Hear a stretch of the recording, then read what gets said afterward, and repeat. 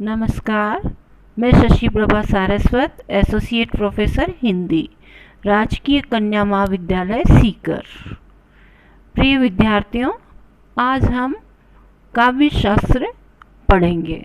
काव्य शास्त्र में हमारा टॉपिक है रस निष्पत्ति के प्रमुख व्याख्याकारों के मतों की समीक्षा। सर्वप्रथम भरत मुनि ने रस का यह सूत्र प्रस्तुत किया: विभाव अनुभाव व्यभिचारी संयोगात रस निष्पत्ति। अर्थात विभाव अनुभाव और व्यभिचारी भावों के संयोग से रस की निष्पत्ति होती है।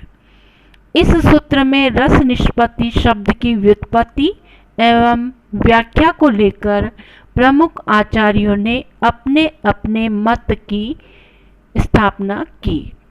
उन आचार्यों के अनुसार रस निष्पत्ति को लेकर संस्कृत काव्य शास्त्र में 4 वाद अथवा 4 मत प्रचलित हुए, जिनका विवेचन निम्नानुसार है। प्रथम है उत्पत्तिवाद, द्वितीय अनुमितिवाद, तृतीय है भुक्तिवाद और चौथा है अभिव्यक्तिवाद। पहला करेंगे अपन उत्पत्तिवाद।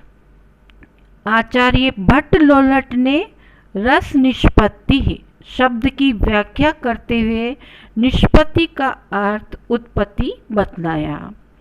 उनके अनुसार काव्य या नाटक आदि में वर्णित विभावों, आलंबन और उद्दीपन के द्वारा रति आदि स्थायी भाव उत्पन्न होकर कार्यभूत कटाक्ष आदि अनुभावों से प्रतीति योग्य होते हैं, जो कि निर्वेद आदि सहकारी भावों से परिपुष्ट होते हैं। रस मुख्य रूप से राम इत्यादि मूल पात्रों में रहता है, परंतु गौण रूप से उनका अनुकरण करने वाले नट आदि में भी रहता है। वही सामाजिकों को प्रतीत होता है।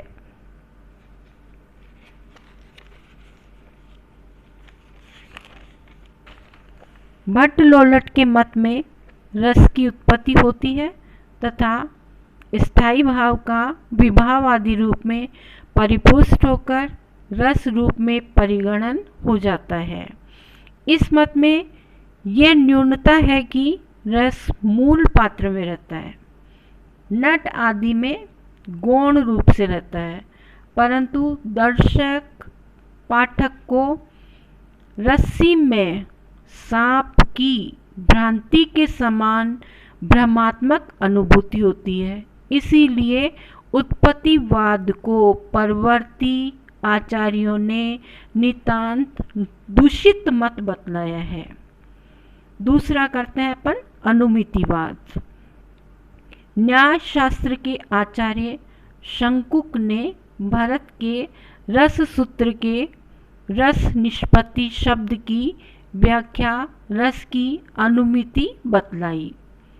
शंकुक के अनुसार काव्य नाटक आदि के अनुशीलन से तथा अभ्यास से नट जिन अनुभवों को व्यक्त करता है वे कृत्रिम होते हैं, परंतु वे कारण कार्य सहकारी कारण रूप में व्यवहृत होने से चित्र तुरंग न्याय से अनुमान के विषय बनकर आस्वाद्य बन जाते हैं।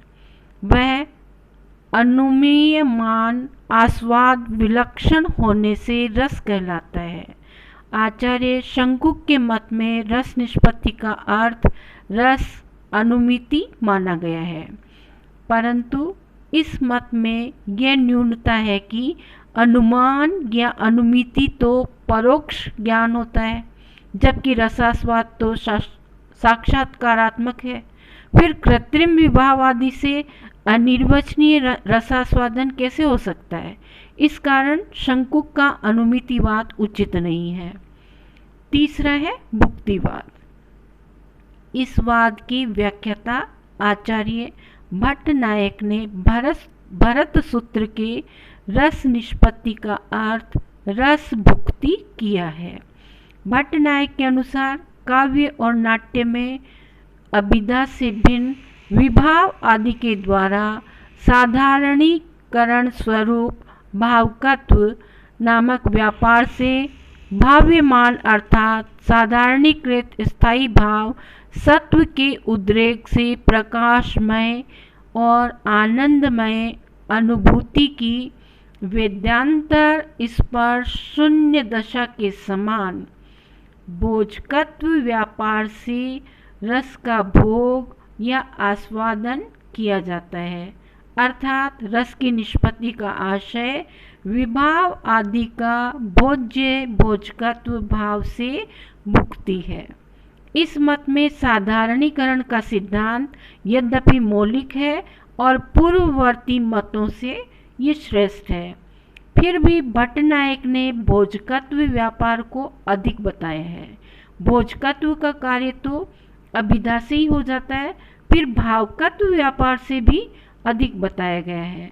इस मत में रसास्वाद को ब्रह्म आस्वाद के समान बताया गया है तथा सामाजिक की रुचि को विशेष माना गया है। चतुर्थ है अभिव्यक्तिवाद। आचार्य अभिनव गुप्त भरत सूत्र के चतुर्थ व्याख्याता माने जाते हैं। इन्होंने भरत के रस सूत्र के संयोगात पद से व्यंग्य व्यंजक भाव संबंध तथा निष्पत्ति का अभिव्यक्ति अर्थ स्वीकार किया है। अभिनव गुप्त के अनुसार काव्य अथवा नाटक में कारण कार्य सहकारी कारणों के द्वारा रति इत्यादि साधारणीकृत होकर तथा स्वय पर देश काल राग द्वेष आदि व्यक्तिवादी चेतना से मुक्त होकर आस्वाद्य अथवा सुखमय प्रतीति के साधन बन जाते हैं। स्थायी भाव तो व्यक्ति की आत्मा में संस्कार रूप में रहते ही हैं, परंतु वे तभी प्रतीति के विषय बनते हैं जब वह काव्य या नाटक आदि में वर्णित विभाव आदि का अवलोकन और अनुशीलन करता है।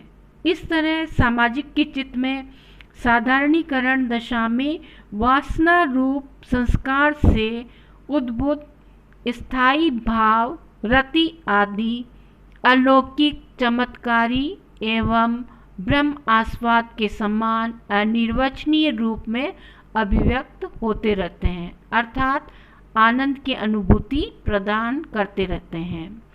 आचार्य अभिनव गुप्त ने रस की अलौकिकता एवं अनिर्वचनीयता सिद्ध करते हुए उसे कार्य और ज्ञाप्य भी माना है और नहीं भी माना है। इस प्रकार इसे सविकल्पक निर्विकल्पक उभयात्मक अनुभयात्मक ज्ञान बताया है।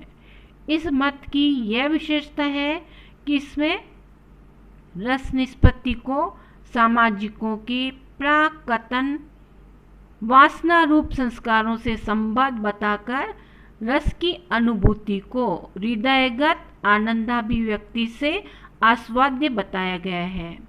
इसमें विभावन अनुभावन तथा अनुरंजन व्यापारों के द्वारा स्थायी भाव की अंतःकरण में अभिव्यक्ति बताई गई है। अभिनव गुप्त का ये मत या रस निष्पत्ति की यह व्याख्या भारतीय काव्य शास्त्र में सर्वाधिक प्रसिद्ध एवं मान्य रही है।